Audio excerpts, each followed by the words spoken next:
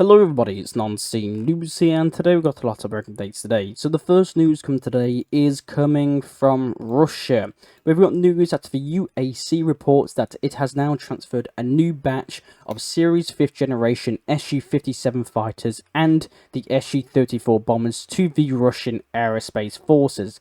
So if you can see this video here, we can clearly see the Russian Su-57 5th generation fighter jet and Su-34 bombers of the Russian aerospace forces. So this is the latest produced aircraft ready to be sent off to the Russian Air Force, but we don't actually have the exact number in this batch. So the Russians are saying that they transferred a batch. So when the Russians usually say batch, it usually ranges to 2 to 4 aircrafts per delivery of batch. So we can expect maybe 2 Su-57s and maybe 2 Su-34 bombers have been produced and have been transferred to the Russian Air Force. But again, we don't know.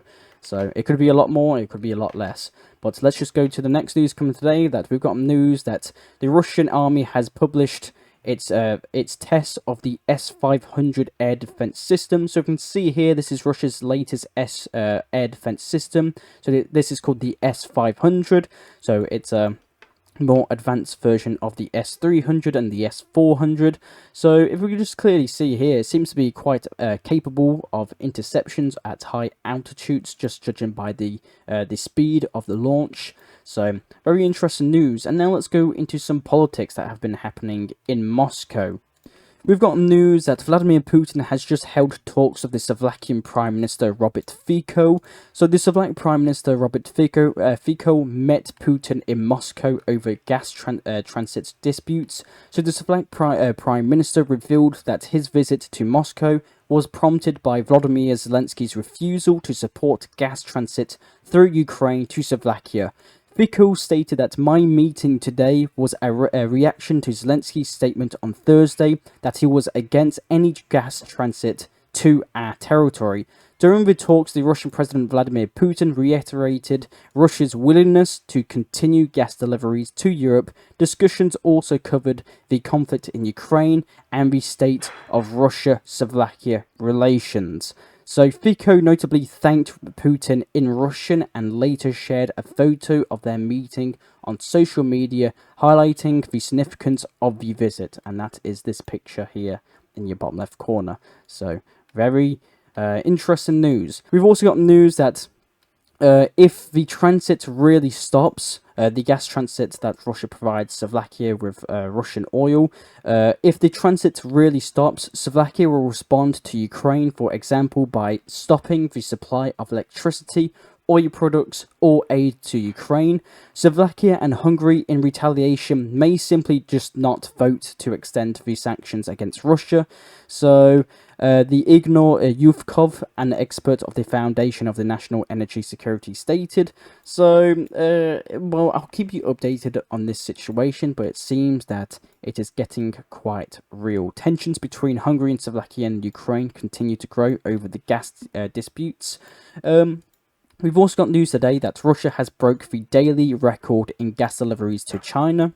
So on December the 1st, the company brought daily gas deliveries to China via the Power of Siberia gas pipeline to the maximum contracted, a level of 38 billion cubic meters of gas, which is more than deliveries to the entire Europe.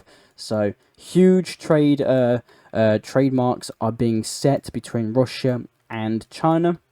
While talking about Russia's capabilities of oil refineries and stuff like that, Russia has actually just shut down major oil refinery following recent Ukrainian drone and missiles attacks.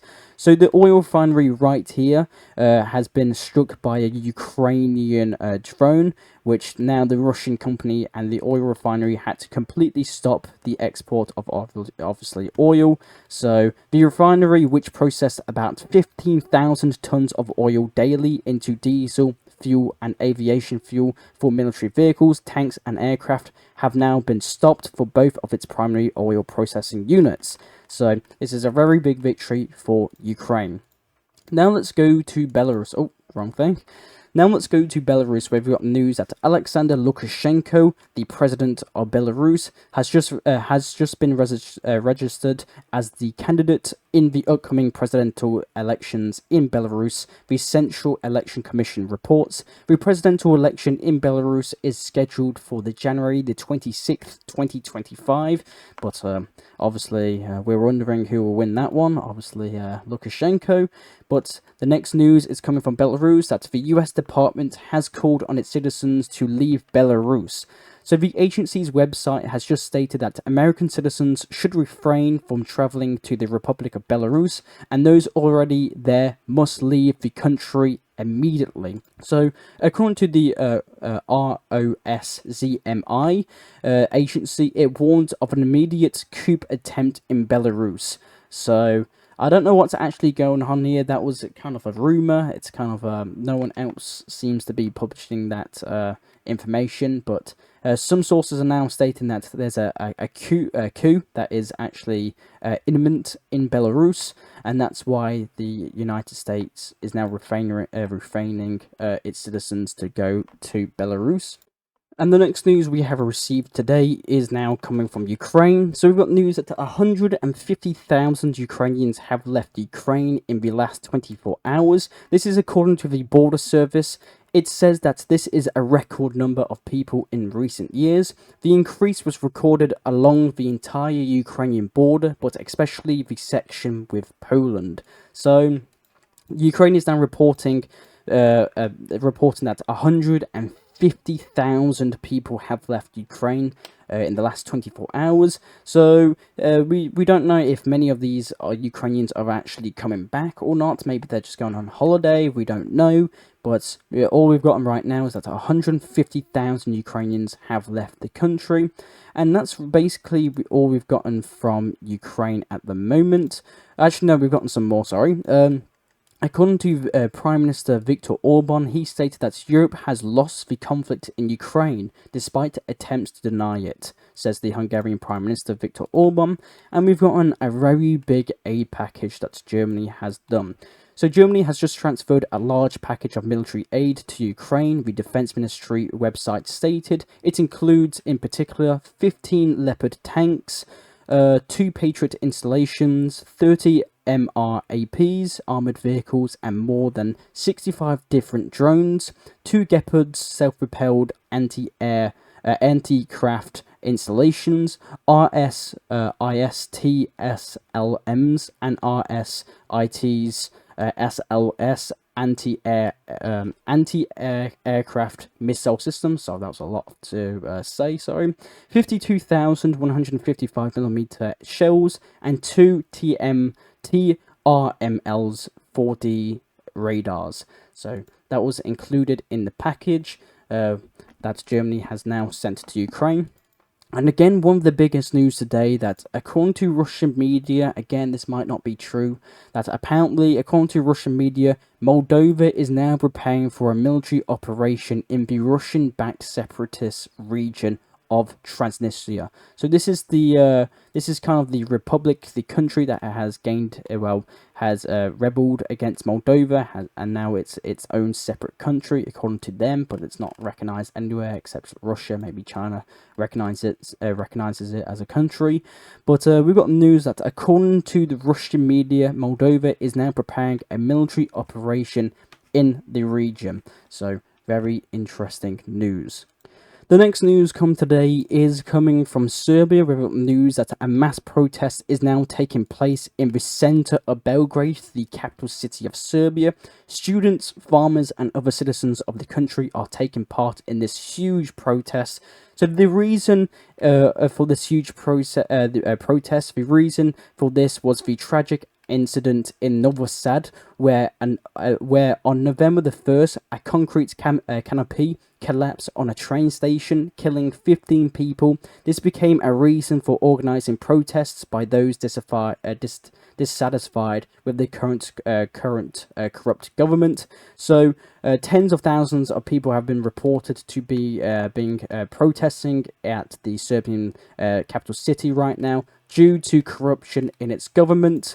And now let's go to Germany, where we've got news that the AfD party leader Alice Windel is now in the lead of the Chancellor in Germany. So, well, I'm gonna say a reminder. So the reminder: the current government actually refuses to collaborate with the AFD party and actually tries to ban it. Reports are stating. So if you don't know what the AFD party is, it's called the Alternative for Germany, and it is a far right and right winged populist political party in Germany. So it seems to actually be winning at the very moment, according to the institution of INSA. So, according to them, AFD, the party, is now leading the polls in Germany. We've also got news that Germany has agreed with Turkey to demand that Kurdish militias in northern Syria must be disarmed after talks with the Turkish foreign minister. So she stresses that the security of the Kurds must also be guaranteed. So big news coming from Germany as well, and again, quite big news coming from the United Kingdom as well.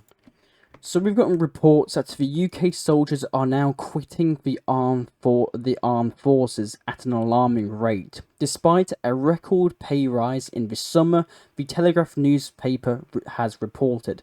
So we report that there were now just 2 service people per 1,000 people in the United Kingdom for the first time in history. Over the past 12 months, over 15,000 soldiers have reportedly quit the UK armed forces, despite the government's efforts to address the crisis by raising the wages by 6%, which is the largest increase in the past 22 years. So the UK's Parliament's Defence Committee has earlier urged the government to make a choice between either increasing investments in the military or recognising that properly prioritising combat operations will lead to a reduction in the overall number of tasks. So the UK, apparently the UK army is apparently quitting at an alarming rate, according to the Telegraph newspaper has reported. So this is the worst since 22 years. Now let's go to really quickly Istanbul, where we've got news that an underwater mine was spotted off the coast of Istanbul. Obviously, this was due to the war in Ukraine. So you can see here a sea mine rocked up on the Istanbul coast. So the bomb squad is set to defuse the bomb on Monday morning. We've also got news that 4 were killed in a Turkey helicopter crash. The authorities are investigating the incident after the ambulance helicopter crashed into a hospital building during heavy fog in Turkey. So again, I can't actually show you the footage, but this would be in the Non-Seen News Telegram channel, which you can see in the description below. We've got news today that during a conference, President Erdogan, the president of Turkey, had a crowd, and the lot of the crowd started chanting, "Mr. President, take us to Jerusalem." And President Erdogan stated, "Patience brings us victory." So this clip is about 30 seconds long, and it will show you what happened in the conference.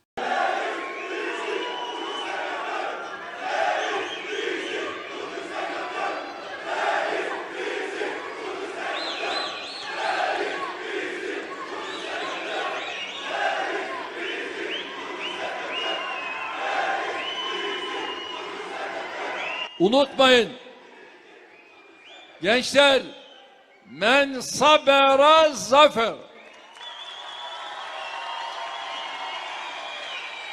So very interesting news coming from Turkey, coming from that video. We've also got news that Georgia is entering its 25th day of protests after the government of the Georgian Dream Party announced its victory, and it was suspending the EU accession talks.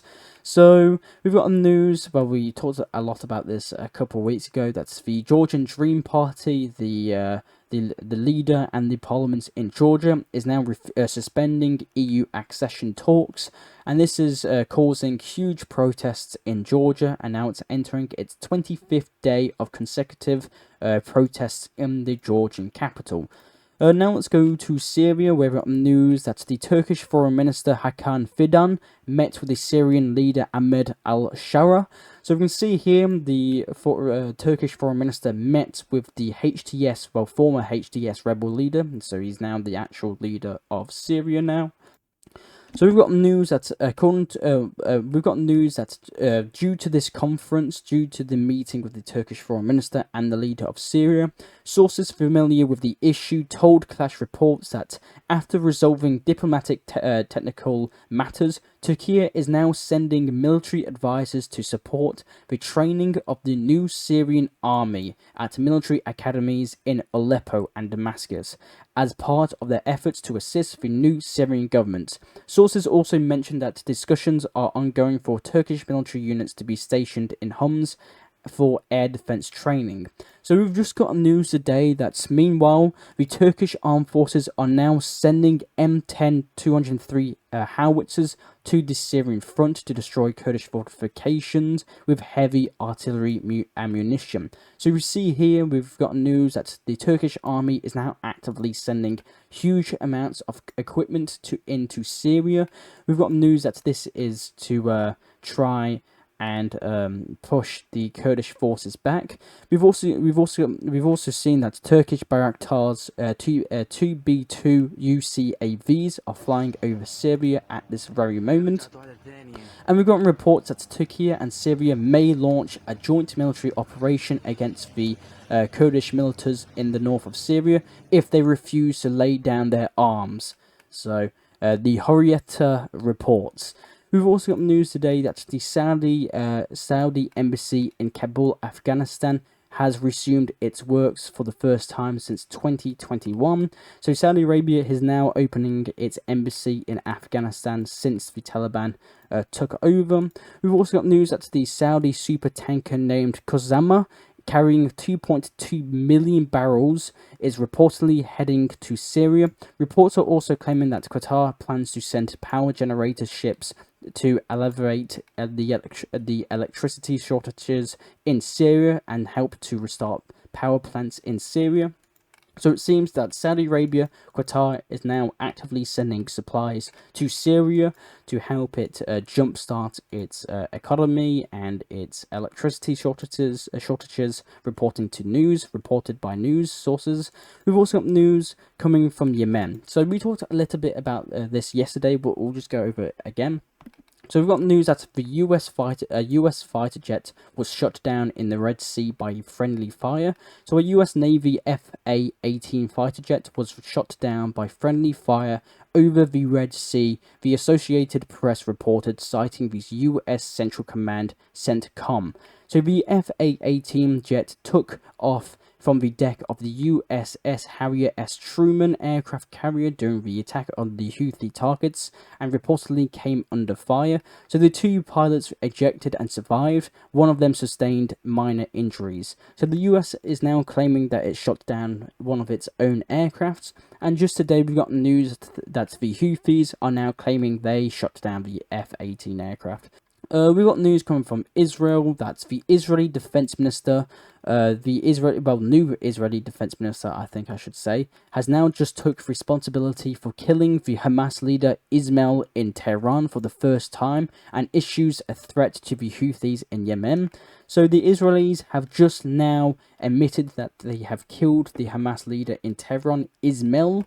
So if long-time viewers remember this, we talked a little bit about this a couple of months ago. The head of Hamas political party was killed in Tehran by unknown reasons, unknown causes, but now Israel has admitted that they did kill him. We've got news coming from the health ministry in Gaza. The health ministry in Gaza has just announced that at least 45,317 Palestinians have been killed and 107,713 people, others have been injured by Israeli forces since the start of the Gaza-Israeli conflict. We've got news coming from Chad, the African country of Chad, that French troops have just begun to move out of Chad after they were told to leave and the defense cooperation was cancelled. So we can see here, we can actively see French troops are now actively leaving the country of Chad, where they will be returning back to France. We've got news coming from Iran that the Russian Deputy Prime Minister Alexandry Orechuk has arrived for Tehran to meet with Iranian leaders, including the President of Iran and other top officials. So the Russian Deputy Prime Minister has arrived for Tehran, and I'll keep you updated of what gets talked about that. We've also got news coming from Iran that Iran is again still facing a huge energy crisis within all of Iran. Iran is now shutting down highway lights, lights in general, is now urging its citizens to actually lower down heating to try and save power. So Iran is now in an emergency state due to electricity shortages. We've got news coming from China that China has unveiled a portable FPV drone countermeasure system. So we can see this video here. The Chinese have unveiled this anti-drone system that apparently takes down FPV drones not too far away. It weighs about 1 kilogram, and it apparently is very useful, and it's now being introduced in the Chinese army. We've also got news today that Chinese firm Poly Technologies have just secured a major state contract to produce around 1 million kamikaze drones for the People's Liberation of Army of China by 2026. So media reports suggest that the large-scale production of these kamikaze drones may signal China's preparations for a potential conflict involving Taiwan. To prioritize the order, Poly Technologies have halted commitments to other clients. So China has just ordered and now producing 1 million kamikaze drones for the army of China. And obviously people are coming up with conclusions that China is going to be invading Taiwan in 2026 to 2027, reports are stating. I decided to add this news in today in South Korea, that a South Korean robot exoskeleton has been developed to help paralytics walk. So if you can see here in the bottom left corner, we can see this exoskeleton robot actually help this man walk. So it's apparently weighs about 50 kilograms, and it's powered using 12 motors, and it actually enables walking, navigating obstacles, and climbing stairs. So very interesting news. I decided to add that in because I thought it was pretty cool. We've also got news coming from the Americas that Donald Trump has stated that for the purpose of national security and freedom throughout the world, the United States of America feels that the ownership and control of Greenland is necessary. So Donald Trump is back on the Greenland thing. So Donald Trump, I'm pretty sure in his last presidential term, he requested to buy Greenland, and now he's at it again. The Greenland Prime Minister has stated that Greenland is not up for sale. So there you go. We've also got news that Donald Trump was also talking about yesterday on seizing the Panama Canal. So we've got news that the president of Panama has responded to Trump's threats to the country. That the Panama president stated that every square meter of the Panama Canal belongs to Panama and will continue belonging to Panama. And Donald Trump stated that we will see about that. So very interesting news. So United States is now looking for maybe the purchase of the canal and the purchase of Greenland. So, and Donald Trump has stated that Canada should be its 51st state of America. So, interesting news. I'll keep you updated on that. I'm sorry to add on that Panama Canal. He doubled down. He actually doubled down, and he actually posted this on X. States that welcome to the United States Canal.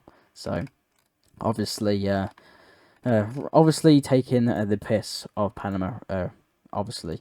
And the last news today is coming from an earthquake in Cuba. So a 5.90 magnitude earthquake has occurred near Uvero, Santiago, near Cuba, at 6 a.m. on the 23rd of December 2024 in Cuba. So around this much of Cuba was affected by this huge earthquake that hit obviously Cuba. So very sad news to hear. So Cuba was hit by an earthquake. And that's all the news I actually have for you today. I am Non-C News. I hope you all obviously have a great and Merry Christmas. I hope you all have a Merry Christmas and a Happy New Year. Thank you very much for watching, and I'll see you all later. Bye.